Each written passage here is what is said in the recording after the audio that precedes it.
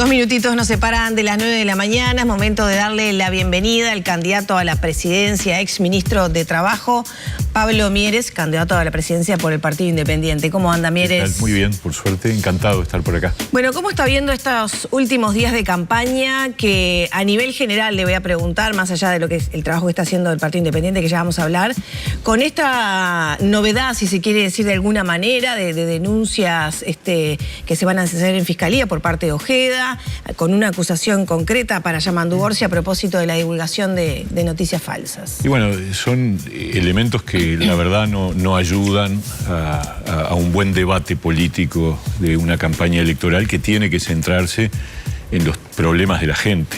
Entonces, las acusaciones cruzadas en este caso de ataques de un lado o del otro, de noticias falsas, estamos en un momento, en un tiempo que tecnológicamente permite que puedan ocurrir situaciones que antes era de muy difícil probabilidad, pero hay que darle el debido lugar. Yo creo que es un tema que, bueno, que está en todo caso entre aquellos que cruzan acusaciones y que tendrán que laudarlo como ellos entiendan que sea mejor. No le hace bien a la campaña electoral la idea que circulen si son reales las maniobras, noticias falsas, y está bien que haya castigos si efectivamente se comprueban, pero también tenemos que no olvidarnos que los temas de la gente están relacionados con otras cosas. Ahora, mire, si tuviera que hacer una lectura de el contexto que estamos viviendo, ¿no? La situación actual, un periodista además extranjero que irrumpe en la campaña de forma extraña, por lo menos no era lo habitual, sí que llegara en otros medios, hacer coberturas, pero un periodista que, bueno, tiene una impronta distinta tal vez a lo que manejamos nosotros de acá en el rubro uruguayo. La situación que se da con estas supuestas fake news, el involucramiento también de esta persona que asesora a Orsi. ¿Qué lectura hace de todas esas cuestiones, no? Porque uno puede analizarlo de Ojeda, puede analizarlo de Negré, sí. Pero si tuviera que hacer una lectura un poco más amplia, abstrayéndose de este momento. A ver, yo tengo la opinión de que a veces hay una sobrevaloración del asesoramiento de los gurúes de la comunicación política, que llevan a que los candidatos o los equipos de campaña se dejen llevar por formas de realizar y de impulsar campañas que no sintonizan, por lo menos, con la cultura uruguaya. Por ahora, capaz que en el futuro sí, ojalá que no.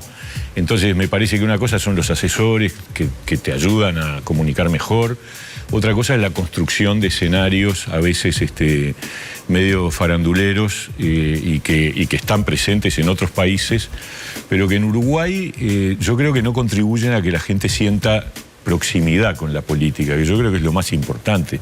A mí me parece importante que la gente sienta que los políticos estamos hablando de los problemas que tenemos los uruguayos y de cómo vamos a resolverlos y de cuáles son las mejores maneras de resolverlos, y hablar entonces de los asuntos y no del fuego cruzado entre candidatos, que puede ser atractivo desde el punto de vista no sé, del rating, del marketing, pero que al final de cuentas los uruguayos esperan escuchar sobre cómo hacemos para reducir la pobreza infantil, cómo hacemos para crecer más en la economía, cómo hacemos para que haya más equidad, cómo hacemos para que los gurises nuestros no deserten del sistema educativo, cómo resolvemos la inseguridad. Esta onda de que la política también tiene que entretener, o que la campaña política tiene que entretener, ¿está permeando, dice usted, negativamente? A mí no me gusta, o sea, ustedes me conocen, yo estoy bien lejos de ese modelo, y nuestra forma de hacer política nunca ha sido así. ¿Eso es lo que hace Ojeda, por ejemplo? No, digo, ese choque cruzado, yo no quiero meterme en opinar sobre otros candidatos. Ahí hubo un cruce entre Orsi y Ojeda con acusaciones cruzadas sobre formas de intervenir en la campaña, arrojando dudas sobre el uno sobre el otro o viceversa. Y me parece que, bueno, dejemos de lado eso. Nos quedan 10 días. ¿Le suma o le resta la coalición con Ojeda? Yo creo que es indiferente. Es decir, acá hay un bloque que es la coalición, que tiene distintos partidos y cada uno elige su forma de hacer la campaña. Yo creo que quedando los pocos días que quedan, dentro de una semana a la noche se termina la campaña mediática. Bueno, tenemos que dedicarnos a explicarle a la gente, que uno vea además poco involucrada desde el punto de vista, por lo menos, de su expresión exterior, pública. Eso ha merecido análisis diversos. Yo creo que hay una mezcla ahí de cosas. Por un lado, que la gente para informarse, para participar, para opinar, hoy tiene otros instrumentos que es la presencia física. Entonces eso está, de alguna manera, afectado. O sea, una persona no desde su casa, desde su celular puede estar informado, puede opinar, puede participar. Eso antes no era así, y 5 años atrás no había ocurrido ni siquiera la pandemia, que generó todo el tema de la posibilidad de participar a distancia, los Zoom, todas esas modalidades que aprendimos. Creo que en relación a la vida política han impactado en el sentido de que las movilizaciones, la participación en actos es como menos Eso ha menguado los actos y por eso tenemos la sensación de que es una campaña relativamente fría. Eso es lo que yo pienso. Y lo otro es que también es verdad que el Uruguay no está viviendo una situación de crisis, ni una situación crispada, ni una situación donde los indicadores principales del nivel de vida de la gente estén afectados. Al revés, estamos con datos positivos en materia de empleo, de recuperación del poder adquisitivo del salario, la economía crece, hay obra pública.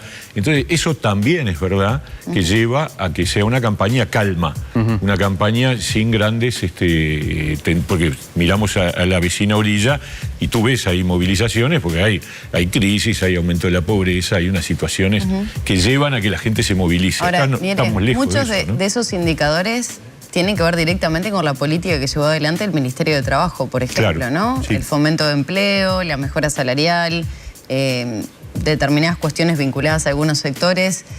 ¿Por qué eso después no se ve reflejado, por lo menos en las encuestas, en la opinión pública de los votantes? Yo creo que se va a ver reflejado en las urnas, estoy convencido, la verdad. No, pero por el Partido Independiente más que nada, ¿no? Que Sí. fue quien estuvo dirigido por usted. Sí, yo por eso digo, yo creo que el Partido Independiente va a tener un crecimiento importante. Estoy convencido de que eso va a ser así, Más del porque creo en la 3% gente. que le están dando las encuestas ahora. Probablemente más, sí. Ese 3% es un crecimiento ya importante con respecto al 2019, pero obviamente lo que uno recibe de la situación de calle, de la gente que se arrima, que se acerca, que le manifiesta intención de voto, hay un clima positivo.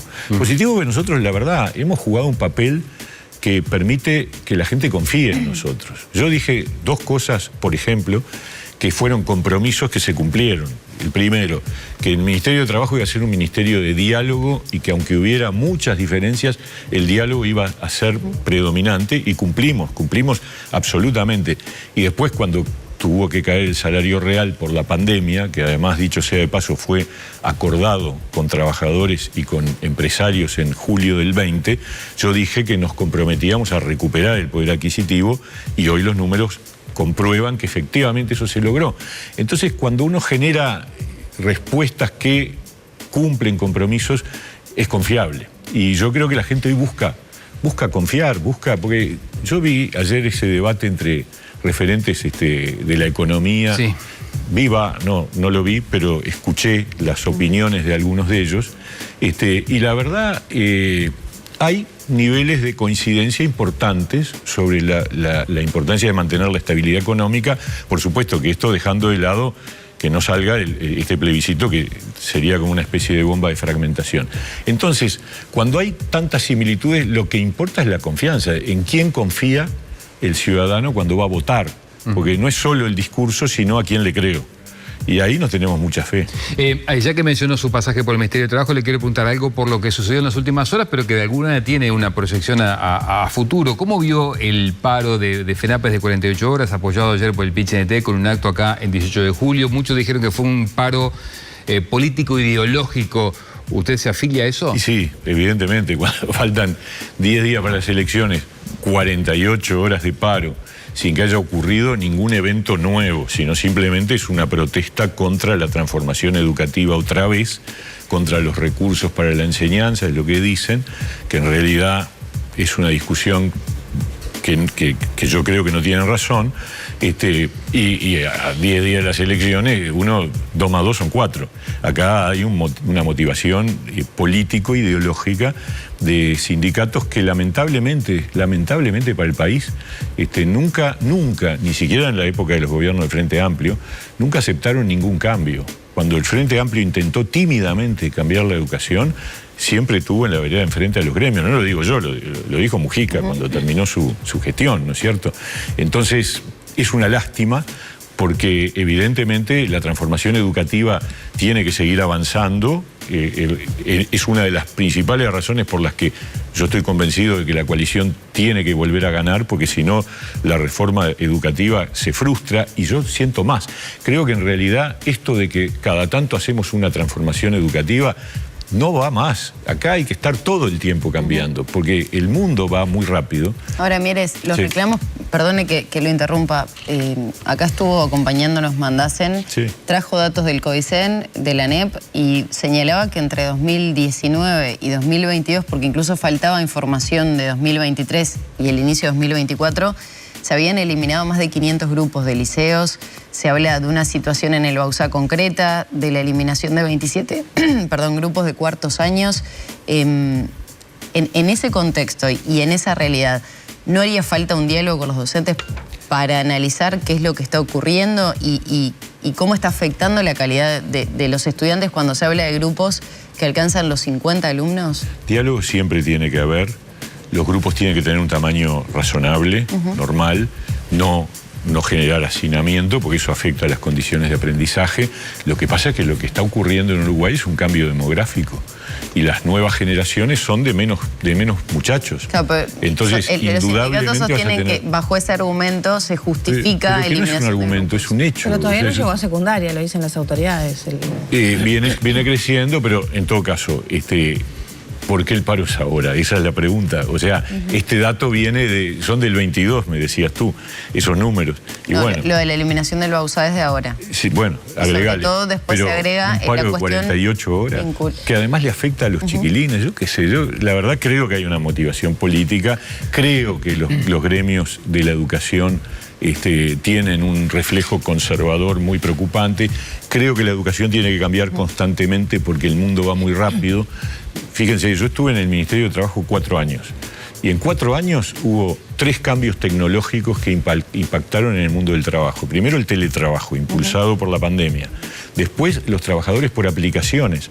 Y después, la inteligencia artificial, que todavía no expresó todos los impactos que va a tener. Entonces, tú tenés que ir acompañando eso con cambios educativos permanentes, porque si no, no preparás bien a los chiquilines para el mundo que tenemos, ¿no? Mieres, le cambio de tema. ¿Va a salir el Compromiso por el País 2? ¿Qué está pasando con Cabildo Abierto? ¿Qué negociaciones se van a dar? ¿O ya se da por no logrado? No, el Compromiso por el País va a existir, va a haber un acuerdo seguramente. Lo que rechazó Cabildo es empezar a discutirlo antes del 27 de octubre, ahora, cosa que yo había planteado, ¿no? ¿No es un presagio de que la cosa no arrancaría bien las negociaciones con Cabildo para un segundo gobierno de la coalición? Sí, ya antes hay algunas diferencias hasta para firmar un compromiso. Hay diferencias en cuanto al momento. Eso fue lo que expresó Manini, que a mí me sorprendió porque yo esto lo lancé, la idea de empezar estos días, la alargué en un evento donde él estaba. Él no me manifestó que no estuviera de acuerdo, incluso hablamos en una ronda ahí de parados informal con otros y estaba él y no dijo que él no compartía y después lo largó en contra, bueno, allá él. Pero en ese mismo día el discurso de Manini fue... O sea que en el mano a mano no le dijo nada. No, una fuerte reafirmación coalicionista hizo Manini ese mismo día en su discurso. Todos los medios lo destacaron. O sea que el tema es que empezaremos después del 27 de octubre. Una lástima porque tener más tiempo te permite ir avanzando y resolviendo. Va a haber un compromiso por el país seguro, porque en la segunda vuelta el candidato más votado de la coalición va a enfrentarse al candidato del frente. El 27 ya las fuerzas se miden de otra manera, ¿no? Después de la votación. Sí, y yo creo que es clave. ¿Eso debilita algunos sectores, como por ejemplo el Partido Independiente? No, porque nosotros somos claves para la mayoría parlamentaria. Las encuestas lo muestran eso. Si el Partido Independiente llega al Senado, la coalición tiene mayoría en el Parlamento, en el Senado. Y ese es un elemento que es un motor muy importante para el partido en este momento donde estamos remando fuerte. Pero además es clave porque los datos de la realidad muestran que si esa noche del 27 de octubre uno de los bloques obtiene mayoría parlamentaria, la segunda vuelta tiene una significación distinta a si eso no se logra. O sea que si hay un ganador, perdóname, Y Maggie, la clave de eso somos nosotros. Si hay un así ganador, es la vida, nos tocó esta vez estar en ese lugar. si hay un ganador el 27 de octubre de la mayoría parlamentaria, ¿ese es el seguro ganador en noviembre?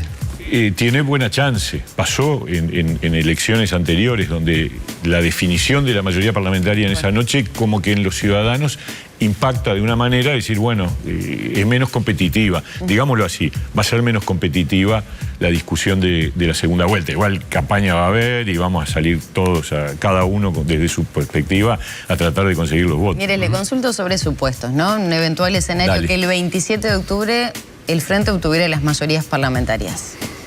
¿Qué tipo de oposición sería el Partido Independiente? ¿Debería la coalición seguir trabajando en grupo? Porque Cabildo ha señalado que, bueno, allí tendrá sus discrepancias y tal vez no funcione como coalición la oposición. Sí, es un escenario que yo no me imagino que ocurra. Yo creo que la coalición va a ganar. Creo que hay elementos, o sea, recién hablábamos de cómo está el país. El país no está en una situación de crisis, de conflicto, de fracaso. El propio Orsi, que decía que nos estábamos cayendo a pedazos, y después fue a Argentina y dijo todo lo contrario. Bueno, Mujica dice que estamos en un pozo. Bueno, son formas de decirlo. La verdad que no lo rechazo categóricamente. Un pozo no, un pozo es con 80.000 puestos de trabajo más que en el 2019. Eso es un pozo. Bueno, un pozo tenemos es que, 1 de cada 5 niños pobres, ¿no? sí, pero en la época que gobernaba el Frente Y una amplia teníamos desigualdad. igual el doble de pobres entre los niños. Sí, pero no era 1 de cada 5, era un poco menos. Había bajado la pobreza infantil. En el último año del Frente, la pobreza infantil era No alrededor superaba el del 20. el 18% aproximadamente. Hoy está en 19, 20. Claro, lo que siempre es sostienen el es que doble. si uno mira Lo que yo te puedo asegurar, evolutivo, porque eso somos sí lo he económicos. seguido permanentemente y aprovecho para decir de qué manera nosotros lo buscaríamos financiar, ese tema, el tema de la pobreza infantil. Desde que Juan Pablo Terra hizo el primer estudio en 1987, que demostró que en ese momento la pobreza era el 20% y los niños pobres eran el 40%, de ahí en más siempre. La pobreza subió, bajó, mejoró, empeoró, siempre el doble los niños. Y ese es el drama, ese es el golpe duro en la sensibilidad. Y por eso nosotros dijimos, esta es para nosotros la prioridad número 1. Y por suerte fue contagioso, porque hoy lo escucho a Delgado, a Orsi, y todos están hablando de que la pobreza infantil hay que reducirla. Bienvenido sea. Al instrumento que presentaron recientemente de ese bono financiado Exacto. por privados, ¿cómo funcionaría? Y eso es simplemente que es una cosa que se está poniendo arriba de la mesa en el mundo, que es la posibilidad de que un Estado, cualquier Estado, emite deuda, como está emitiendo permanentemente bonos, pero la diferencia de esos bonos del Tesoro que la gente compra, los ahorristas compran porque confían en el Estado uruguayo, un bono con causa. El Uruguay hizo eso hace 2 años cuando emitió bonos verdes vinculados a indicadores ambientales, que fue muy bien recibido. Ahora nosotros decimos, vamos a promover que se emita un bono infancia, que es que el ahorrista que quiere comprar bonos puede elegir comprar esos bonos cuyo objeto va a ser exclusivamente dedicado a combatir la pobreza infantil. ¿Cuál es el objetivo? El objetivo es tener fondos frescos e inmediatos, sin pasar por un debate presupuestal que es largo, porque fíjense que el año que viene hay que discutir el presupuesto, recién en el 26 se tendrían los recursos. Esto, si nosotros prosperamos con esta idea, que la vamos a plantear en el seno del compromiso por el país, tendrías inmediatamente fondos que además tendrían una obligatoriedad, que es estrictamente dedicarlos a bajar la pobreza infantil, y obviamente estarían sometidos a una evaluación permanente, y la rentabilidad de esos bonos estaría asociada al éxito de esas políticas. ¿Emisión Yo creo por que qué volúmenes debería ser? Y bueno, eso es lo que tenemos que discutir, pero uno puede incluso ir emitiendo en función de su ejecución y decir, bueno, vamos a empezar levantando las transferencias, por ejemplo. Entonces, aumentemos las asignaciones familiares, en qué volumen después se ve. Después, centros CAIF de horario extendido para que las jefas de hogar, porque en realidad, cuando hablamos de hogares pobres, con niños pobres, hablamos de hogares con jefatura femenina en un 70-80%. Y estamos hablando de 25.000 hogares, no estamos hablando de muchos más. O sea que es un foco fácil de encarar, no fácil de resolver, porque el tema no es que estadísticamente vos le des transferencias para que el nivel de ingresos del hogar pase la línea de pobreza.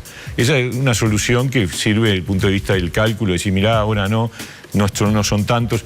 El tema es darle sostenibilidad, y sostenibilidad implica políticas de empleo para esas mujeres y implica políticas de cuidados para esos hogares, para que esos niños estén al cuidado y que permitan a las mujeres salir a trabajar con la tranquilidad de que los chiquilines están cuidados, ¿no? Le hago la última de mi parte, la del estribo. Y esto es absolutamente novedoso. No existe en Uruguay, hasta ahora no se había propuesto, y es solo voluntad política y no necesita proyecto de ley ni nada. Necesita la voluntad política de emitir bonos infancia. Bien, la última le decía, usted ha trabajado mucho por la coalición, es muy coalicionista, digamos. ¿Usted advierte que esta va a ser la última vez que la coalición se va a presentar al electorado de manera independiente, que la próxima va a ser algo así como fue el Frente en el 71, un partido agrupado? ¿Usted entiende que la coalición ya está madura como para dar ese paso?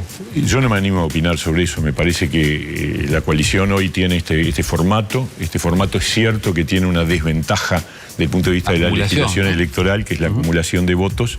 Es obvio que si vas con un lema único, aprovechás todos los votos en favor de uno o de otro, según los restos no se pierden, y esto es una desventaja, pero también hay que ver cómo evoluciona la cosa. Ustedes me dijeron, si llega a ganar el Frente, ¿qué haría el Partido Independiente? Lo que tengo muy claro es que seríamos una oposición constructiva, cosa que me hubiera gustado tener de parte del Frente Amplio durante estos años. ¿Pero que no lo fue? No, constructiva, nada. Desde el principio y en adelante siempre tirando piedras sobre todo. Hay que acordarse, cuando se estalló la pandemia y empezamos con la emergencia sanitaria, el Frente Amplio se puso en la vereda enfrente y exigía la cuarentena obligatoria.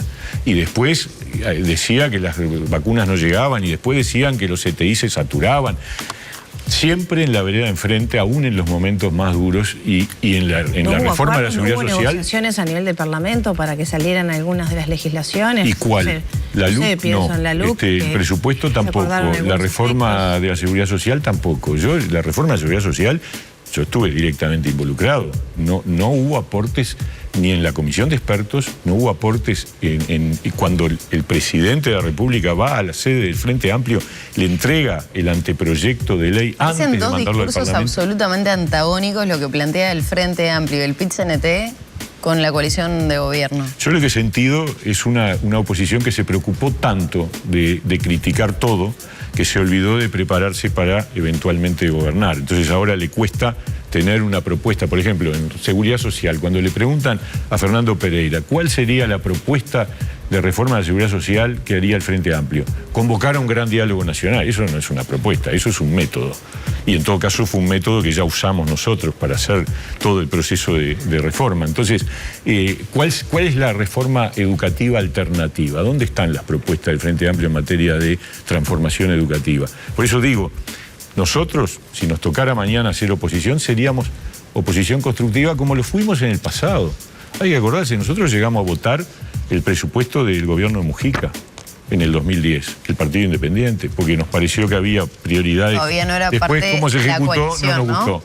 Para nada. Después nos arrepentimos de haber votado, pero el presupuesto lo votamos y no era fácil, ¿eh? Mieres, muchas gracias. Encantado.